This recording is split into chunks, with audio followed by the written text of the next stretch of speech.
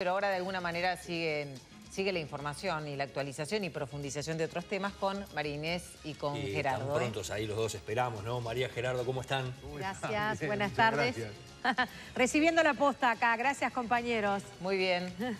Ya vimos algunos temas que estuvieron adelantando, que también han estado en las noticias en estos días, ¿eh? Efectivamente, en instantes tendremos con nosotros la palabra en vivo de Óscar Andrade. Vamos a hablar de este tema que, por cierto, ha motivado en redes condenas de todos los partidos políticos a una circunstancia que vive el precandidato Frente Amplista. Y tenemos en estudios al doctor Amadeo Tati, nada menos.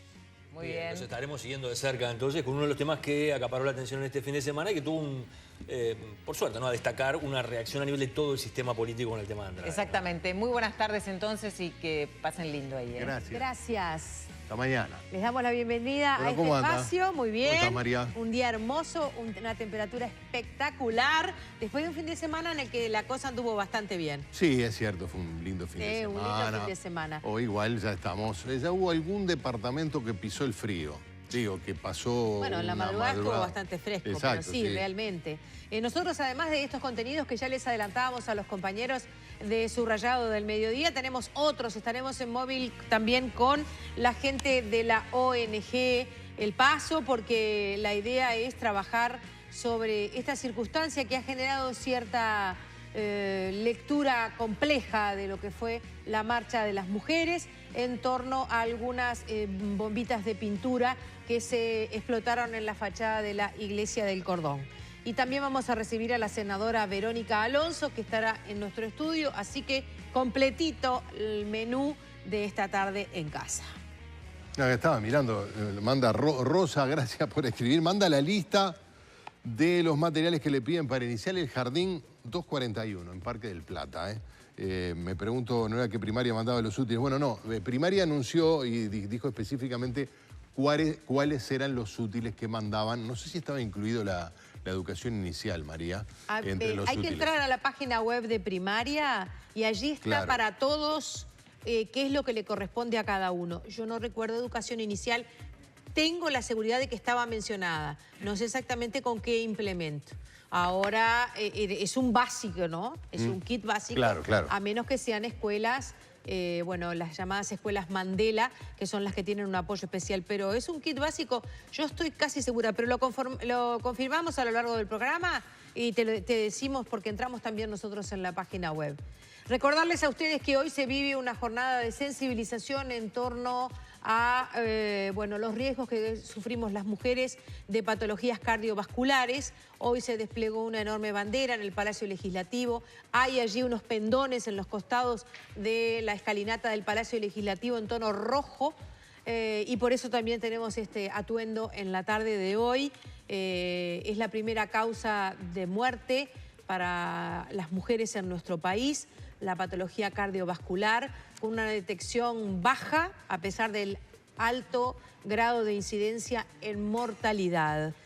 Se han llevado a cabo seminarios profundizando sobre el tema, no solo para la población, sino también para los propios médicos, que en general diagnostican más fácilmente el infarto cuando es en un paciente varón que en un paciente mujer, por el tipo de sintomatología. Entonces eso hace la cosa un poquito más compleja complicada. de tener un diagnóstico a tiempo. Exactamente. Así que a cuidarnos y ayudemos a cuidar. Digo yo, ¿Magdalena Correa andaba por allí o soy yo Magdalena que- Correa salió por las calles de Montevideo y se detuvo en Camacuá. Creo que... En Aebu. ¿Qué era? 1189. No me acuerdo. Me no quedan los viejos recuerdos de los tiempos de Cinemateca. Sí, claro, cómo no. Bueno, por allí estaba, además en compañía de Óscar Andrade, precandidato a la presidencia por el Frente Amplio. Magdalena, ¿cómo estás? Buenas tardes. No la manden, En exactamente. instantes vamos a estar en contacto No la directo manden. con ella. La circunstancia que atraviesa Óscar Andrade y su familia ya está en el tema judicial y, como decían los compañeros de Subrayado, la investigación desde el punto de vista de la tecnología demorará unas semanas. Ya se ha contactado con la central de Facebook en Estados Unidos y desde allí hay información que se está esperando y que obviamente no se puede entregar de un día para el otro. Yo lo que tengo curiosidad es, además de este episodio de la foto, que lo he visto, sé que la denuncia del precandidato Frente Amplista habla de sus hijos. Sí, está en plural. Sociales. Yo no sé si hay alguien más. Ahí está. Probablemente Esa situación sí. en la que involucra a los otros hijos es algo que también vamos a esclarecer en instantes. Sí, hemos visto esa foto y con ella es que entonces todo esto se convirtió en una situación compleja este fin de semana. Magdalena Correa se encuentra en la sede de AEBU y allí está entonces con el precandidato. Buenas tardes y bienvenidos. Muchas gracias, Marines. Buenas tardes para todos. Y recién le estaba consultando cómo le había tomado la familia toda esta situación. Para poner en contexto, obviamente ya estuvieron mencionando algo ustedes, que Andrade ya radicó la denuncia en delitos informáticos. Pero vamos a conocer los detalles. Primero eso, lo que le consultaba recién y lo que usted me contestaba sobre cómo tomó la familia y sobre todo usted, sus hijos, esta situación de lo que se ha compartido a través de redes sociales. Bueno, en realidad vos no, espera a veces que estos procesos suban los decibeles. Lo que nunca esperás es que coloquen una foto de tus 3 hijos con el eslogan "compartan, que se sepa quién es la familia, los asesinos". O sea, eso es, te cuesta pensar que se llega a ese límite. Entonces fue lo que nos terminó de decidir, porque está mal la burla, ¿no? Está mal la ironía. Ahora, ya cuando es tan claro el odio, preocupa. Y bueno, creo que también del otro lado se empezaron a construir señales que ojalá las logramos fortalecer, ¿no? El año pasado los jóvenes de distintos partidos políticos pedían una campaña electoral sin caer en estas barbaridades. Y me parece que estamos a tiempo de tratar de lograr encauzar, el proceso político recién empieza, de que no sean las barbaridades las que guíen la discusión política del año, porque lo que pierde es la democracia toda. Si en vez de resolver vía debate de ideas lo que existe es solamente el agravio, pero peor, el agravio que siquiera es el agravio personal, sino que vincula a la familia, y peor, en algunos casos que vincula a niños, el mensaje que estamos dando como sociedad es muy lamentable. Entonces, creo que estamos a tiempo todos de colocar el foco en lo importante. ¿Qué es lo importante? Bueno, que hay personas que deciden hacer política desde el lugar de vulnerar los derechos de niños colocándolos como asesinos. Eso es lo más... Que después de esa discusión que es la central, ¿no? Se quiera ir por la tangente, me parece que también es, o frivolizar la situación, me parece que es un error, que hay que tratar de sobre eso ser contundentes en lo político y ojalá en lo jurídico. Nosotros iniciamos ayer la demanda. En principio, si bien que lo tiene la Fiscalía primer turno de flagrancia, los perfiles que inician esto, además en algunos casos pareciera ser, hay que esperar que se confirmen, funcionarios públicos, porque algunos claramente identificados como fusileros navales, otros como exmilitares, si bien va a ser la justicia la que termine de laudar, lo que generaría una doble preocupación, y ojalá tengamos un mensaje sobre esto contundente de los temas que sí valen en la campaña y las cosas que no pueden valer.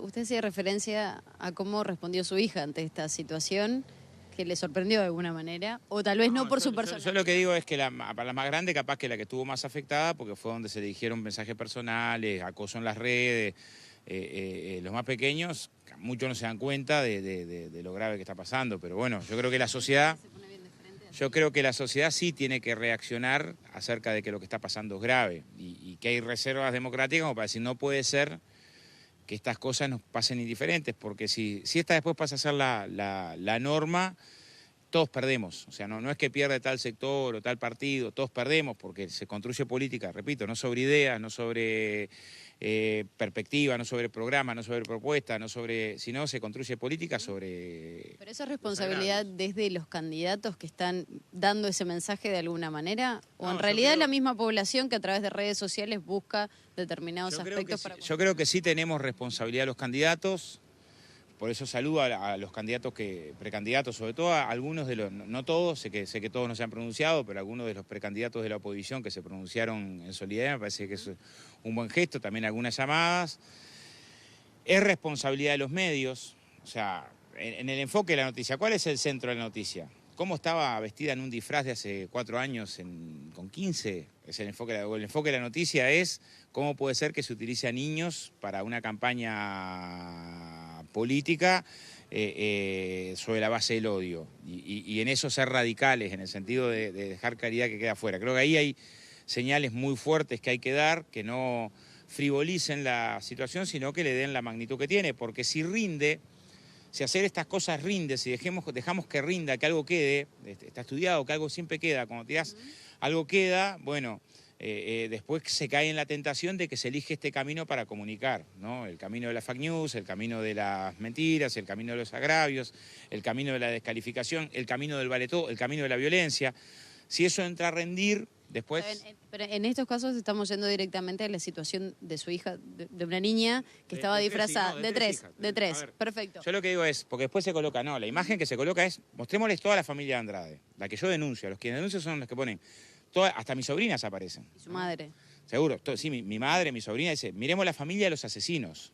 Digo, pues solamente se concentró en la imagen de Mayara en el cumpleaños, en el de disfraces, ¿no? O sea, es una perspectiva de una agresividad brutal, que es lo que tenemos que, me parece, que dimensionar. Es, en cualquier imagen, si fuera, busquemos la familia de Talvi, porque las familias de Talvi son los asesinos, y empecemos a mostrar sobrinos, primos, sería de la misma gravedad. Lo que estamos diciendo es, ese tipo de campañas es la que debiéramos cortar de raíz, ¿no? Ahora, yo le decía a usted si no hay cierta responsabilidad, no en este tipo de acciones que se están haciendo a través de redes, pero sino en el descalificar y demás por parte de los propios políticos o precandidatos o integrantes de los círculos que están vinculados a los precandidatos. ¿No se está actuando tal vez de una forma también un tanto despectiva y no discutiendo sobre ideas concretamente? No, yo creo que hay que, a ver, se puede debatir con pasión, se puede debatir con pasión sobre economía, se puede debatir con pasión sobre derecho, se puede debatir con pasión sobre el balance de las gestiones de los procesos políticos, eso es natural. Lo que digo es, eso es una cosa y otra cosa distinta es que generemos la condición de que ubiquemos a niños menores, lo que es un delito, otra cosa es un delito. Acá lo que hubo fue un delito y lo va a tener que laudar la justicia. También es como separa el sistema político ante un delito. O sea, sembrar odio, campañas de odio, es delito, está tipificado en el Código Penal. Lo que me parece que es ante circunstancias que rebasan cualquier frontera razonable de un debate que puede ser apasionado, ¿no? ¿Cómo nos paramos? En este caso yo creo que hay algunas señales de algunos dirigentes políticos que ayudan a que seamos enérgicos en el rechazo. Yo no tengo ni que aclarar si pienso igual o distinto, tengo más matices o más matices con tal o cual precandidato. Lo que digo es, el ataque a los hijos del precandidato en una campaña, lo que tiene que generar de manera natural es el rechazo más enérgico y no el silencio, porque el silencio termina siendo cómplice. Entonces, me parece que en ese sentido está bueno que podamos dar respuestas que sean contundentes, porque este tipo de procesos, sabemos dónde empieza. Hay un contexto, ¿no? El contexto es que se han dado un montón de circunstancias de violencia que en algún caso son de violencia política, cuando se vandaliza un sitio de la memoria que recuerda que donde fueron desaparecidos o torturados compañeros, es claramente un hecho de violencia política o sobre locales sindicales o partidarios, que no pasemos a que esa sea la norma, sino que tenemos un año que es donde las pasiones a veces se levantan producto de la discusión política, que el cauce de esa discusión sea democrático. Cuando analiza toda esta situación, se cuestiona un poco en medio de este contexto de redes sociales y demás, donde entra en juego la familia de un precandidato, como sucedió, ¿se pone en duda un poco haberse postulado para ser precandidato a la presidencia? Supongamos al revés, que hubiera decidido no postularme y se postula otro compañero y sufre, o compañera, y sufre este ataque. Este tipo de ataque se resuelve alejándonos de la política, o sea, abandonándonos todos los que nos sientamos vulnerados, abandonamos el espacio de la política, porque al contrario, si abandonase el espacio de la política, lo que surgen son que quienes quedan para hacer la política son los que transforman la política en esto. Todo al contrario, yo creo que lo que hay que hacer es... Los problemas del país se resuelven con la sociedad politizada. Es más sociedad participando en política y más sociedad entendiendo que los problemas de la economía, los problemas de la salud, los problemas de la seguridad, los problemas de la educación se resuelven con una sociedad politizada y no con una sociedad que responda desde el ángulo de la violencia, ¿no? Usted hablaba de las vandalizaciones y también por estas horas se ha hablado mucho de la vandalización a la iglesia del Cordón. Más allá que el centro de la atención estuvo puesto en la multitudinaria marcha en que la mayoría seguramente no lo hizo. Ahora, ¿ese hecho es cuestionable? Sí, claro, no hay duda. O sea, el hecho más resaltable del día es que cientos de miles de mujeres en todo el país pusieron arriba de la mesa la necesidad de seguir trabajando en que abordemos desde una perspectiva de derechos humanos las desigualdades de género. Eso sin duda fue lo más notorio. Y lo que se ha hablado en los medios como eso principales. tiene que ser lo más notorio, ¿no? Hasta el punto de vista de la defensa de la causa, cualquier acción que desvíe, primero, cualquier acción de vandalizar es repudiable. En este caso, además del punto de vista del mensaje, es torpe porque no ayuda a que se concentre en el mensaje mayor. Eso ha ocurrido otros años, por eso llama la atención que otra vez... Lo que estoy diciendo es, lo que más a mí me llama la atención es que cientos de miles de mujeres, ¿qué me llama a mí la atención? Que hay gurisas de 14, 15 años y gurises de 14, 15 años que entienden cosas que a nosotros nos llevaron 30 años a aprender. Y ese creo que es el cambio más profundo. O sea, hay un movimiento social real que está rompiendo patrones culturales y patrones de conducta y ayudándonos a ser mejores. Y eso es lo más maravilloso que pasó, que se generó el 8 de marzo. Ante eso más maravilloso tuvo una pequeña mancha, que es como un pequeño grupo dentro de la marcha, en vez de ayudar a que se resalte lo más positivo de la marcha, vandalizó una iglesia. Nadie va a salir a defender la vandalización de una iglesia. Lo que siento es, no nos olvidemos del gigantesco bosque. Por eso empecé haciendo referencia a los cientos de miles de mujeres, pero sí esto no era cuestionable. Sí, claro, ya lo dije como 4 veces. No, pero no, digo, por eso mismo. Quiero decir 5 veces más que 4, que a mí me conmovió participar de la marcha y me conmueve ver cómo gurisas de 15, 16 años hoy manejan conceptos que para nosotros hace 30 años atrás eran imposibles de manejar. Porque estaban naturalizados. Y ese cambio es un cambio potente, porque no está precisando siquiera leyes, no está precisando siquiera normas. Si vienen después las normas, mejor, pero es un cambio que se está construyendo socialmente y me parece que de las mejores cosas que nos pasó un movimiento feminista de esta magnitud. En estos procesos de lucha a veces sí existen este tipo de circunstancias, pero ni de cerca voy a poner el foco central ahí, ¿no? Andrea, volviendo al tema del caso de su hija, ¿le dijeron cuánto tiempo puede llegar a pasar para que te esclarezca un poco esta situación? Nosotros recién esta tarde tenemos reunión con los abogados que van a seguir la causa, que la idea es que sigan la demanda. Todavía no me reuní con la fiscal ni nos reunimos, pero esperemos que sea lo más breve posible. Y a la vez que acompañemos con señales que permitan que este tipo de barbaridades no sean las que marquen la campaña electoral. Porque si vos te parás en una campaña electoral donde el resultado de la campaña electoral fue campañas de mentiras, de agravio, de odio, de miserias, ¿tu resultado cuál fue? Ganaste gracias a eso, ¿no? ¿Y arriba de qué te estás parando? ¿Arriba de qué resultado? Después de, ¿no? Arriba de... ¿Qué podés construir desde ahí? Yo creo que nada. Entonces está bueno que seamos tajantes en no dejar que estas cosas nos pasen. Muchas gracias, Andrea. Gracias a ustedes. Seguimos con ustedes por allí. Muchas gracias, Magdalena, muchas gracias. También al precandidato. Bueno, vamos a darle la bienvenida formalmente a nuestro invitado. Es un lujo tenerlo con nosotros. No, lujo para mí que me haya... ¿Cómo anda, doctor? Muy amable, Bienvenido. gracias. ¿Todo bien? Apenas estamos haciendo eco de una pulsión en la que salió el docente, el abogado, el hombre de experiencia y redactó ante algo que era una noticia y que significaba una circunstancia jurídica que le valió a una persona ser encarcelado, purgar una pena de prisión de 1 año y 1 mes y 3 y 5 meses de libertad vigilada, con una imputación de delito de homicidio a título de dolo eventual, o sea, intencional, con un delito de porte y tenencia de armas. Doctor, ¿vio la noticia en la prensa? ¿Se interiorizó del caso? A ver, ¿Cómo le pegó esto a usted? Primero una aclaración. Sí. Es decir, yo no acostumbro generalmente a salir a la prensa en temas de tipo jurídico. Ahora estoy jubilado, ¿verdad? Es decir, desde principio del año pasado, pero nunca lo hice ni siquiera en actividad. Por ejemplo, cuando había un caso donde había colegas hablando, a dar mi opinión, a veces me la pedían, ¿verdad? Porque me parecía que no era.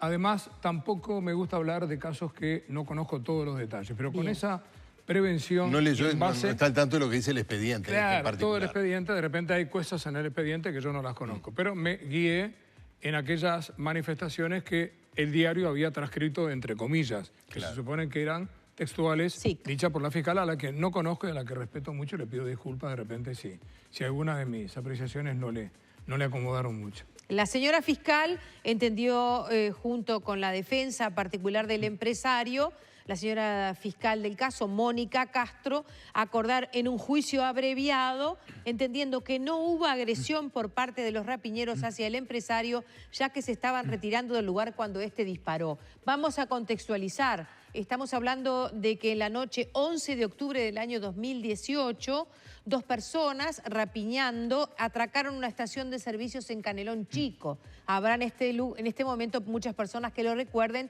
y vecinos que nos estarán viendo. Al percatarse de la situación, el propietario de la estación, que estaba cerca de la pista, fue a su casa, que queda contigua, y tomó una escopeta. Se parapetó y gritó a los rapiñeros: suelten la caja registradora. Luego disparó. Los perdigones impactaron en el pecho de uno de los delincuentes, destrozándole el corazón. El otro huyó. En esta circunstancia usted dice que no está afín a lo que ha dispuesto la señora fiscal. Exactamente. A ver, ¿por qué salgo a la prensa? Porque vivo en esta realidad que vive el país. Es decir, y además quizá con una obligación que me autoimpongo de poder echar un poquito de luz a los efectos de que no se mida con la misma vara al delincuente, que ya no entra solamente a rapiñar, sino que entra a matar, porque vamos a decir las cosas como son. Es decir, hoy por hoy, a ver, mi primer caso en materia penal fue un señor, para comparar épocas, ¿no? A ver. Un señor que caminaba por la calle y, mejor dicho, habían 2 policías que hacían una ronda por la catedral, por la iglesia del Cordón, donde ocurrió esta barbaridad que acabamos de ver, y sale de la casa este señor con pinta no muy católica, digamos, hablando de... A propósito. Siguiendo con la terminología. No salía de vulgar, ¿verdad? Y los policías le piden documentos. El hombre o no tenía documentos o le preguntaron: ¿usted vive acá? No. Entonces salió de una casa ajena. Lo llevan detenido y cuando llega al juzgado, me llaman a mí, es decir, le llaman a un abogado más prestigioso, yo recién empezaba, y el hombre no robaba nada, salía de la casa. Y cuando declara y le preguntan: ¿por qué usted salió? ¿Por qué salió de la casa? Entré a robar y cuando vi que debajo de la tapa de cristal, arriba de la cómoda, ¿no? Estoy hablando de 50 años atrás, había prácticamente, habían 2 carnets de jubilados y dije: no puedo robar a 2 jubilados. Ese era un señor ladrón de aquella época, no los de ahora, ¿verdad? Donde de repente violan a la señora mayor que estaba acostada. Bueno, entonces, frente a esa situación, yo digo: algo tengo que hacer. Porque en este caso, con un poco de buena voluntad o con un poquito de mejor lectura de las armas legales de que disponía la jueza, concretamente el artículo 26 del Código Penal, podía haber establece la legítima defensa. Que habla de la legítima defensa. Es decir, la legítima defensa es, ella mencionó que era una causa que no se le aplicaba la pena, no, en realidad la causa de justificación elimina la responsabilidad penal. O sea, no es que no haya pena, sino que no hay delito. El Código Penal, lo podía recitar casi de memoria, dice que el que obra en defensa de su persona o derechos, o de la persona o derechos de los demás, y apuntemos esto por algo que después podemos mencionar, no comete delito siempre que se den las siguientes circunstancias, que son acumulativas, es decir, tiene que dar las 3. Tiene que haber una agresión ilegítima. Segundo, tiene que haber una necesidad racional del medio empleado para repeler la agresión. Y esta es la parte que yo puse en negrita en la carta y que es la que a veces no se lee debidamente, o para evitar el daño. Y lo último, falta de provocación suficiente por parte del que se defiende. No quiero estar dando una clase acá, pero digo, yo le explico siempre a los alumnos míos... ¿Por qué se detiene el arma usted, que es el medio empleado? Claro, el arma era un arma que aparentemente llevaban en su mano. Es decir, y la repele con una escopeta, aparentemente por lo que surge de la información quizás insuficiente, pero que era para mí suficiente para emitir mi opinión. Entonces, ¿qué ocurre? Esta persona, cuando va a asaltar, entran y armados, se supone que los 2 iban armados, entran al lugar, sacan, intimidan claramente, me lo imagino, pero tiene que haber sido así, empuñando el arma, se quedan con la caja registradora. No sé si se llevaron también alguna cosa que estuviera ahí en la vuelta, pero con la caja registradora. ¿Qué podría haber dentro de la caja registradora? Y bueno, la recaudación de quizás un día, 2 días, 3 días o varios días de trabajo. Es decir, esa persona está defendiendo sus derechos. Entonces, ¿qué ocurre? Me dice la fiscal, él no corrió ningún riesgo. Bueno, no sé si no corrió ningún riesgo, yo no sé si él estaba escondido cuando le amenazaba, pero también dice la fiscal que cuando se retiraba, se retiraron apuntando con el arma al pistero, a uno de los pisteros. Quiere decir que él quizás no corría un riesgo de vida, pero sí lo estaban corriendo sus pisteros. Quiere decir que incluso, yo no lo dije en la carta, o creo que lo puse apenitas hacia el pasar, que también podría haber sido la legítima defensa de terceros, que está admitida en la parte final de este artículo. ¿Por qué? Porque en definitiva esta persona estaba apuntando con el arma, cubriendo la retirada, amenazando a un pistero. Es decir, eso habilitaba a esta persona, el dueño del negocio, a tener, ahora sí, repeler la agresión. Pero, no, digo, porque claro, de la interpretación del 26 del Código Penal se dan las tres circunstancias. Claro, es decir, hubo una agresión ilegítima. En principio, si se trata de la necesidad de repeler o impedir el daño, claro.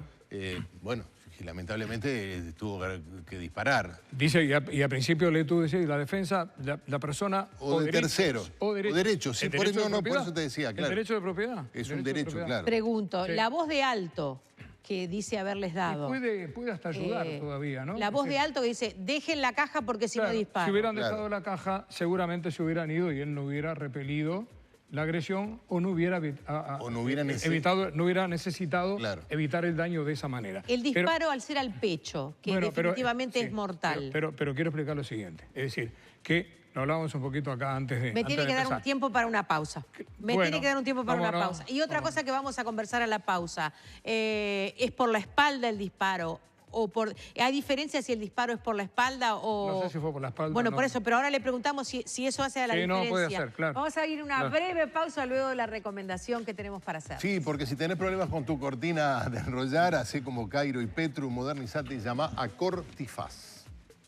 Cortifaz te coloca motores y con solo apretar un botón tu cortina sube y baja sin esfuerzos. Reparan o venden cualquier tipo de cortina o instalan una donde no la hay y sin trabajo de albañilería. Cortifaz reemplaza tu vieja cortina por una en aluminio con aislación y si tenés en madera, te la reciclan. Portones basculantes con motor y control remoto. ¿Qué esperás? 0800 2678 www.cortifaz.com.uy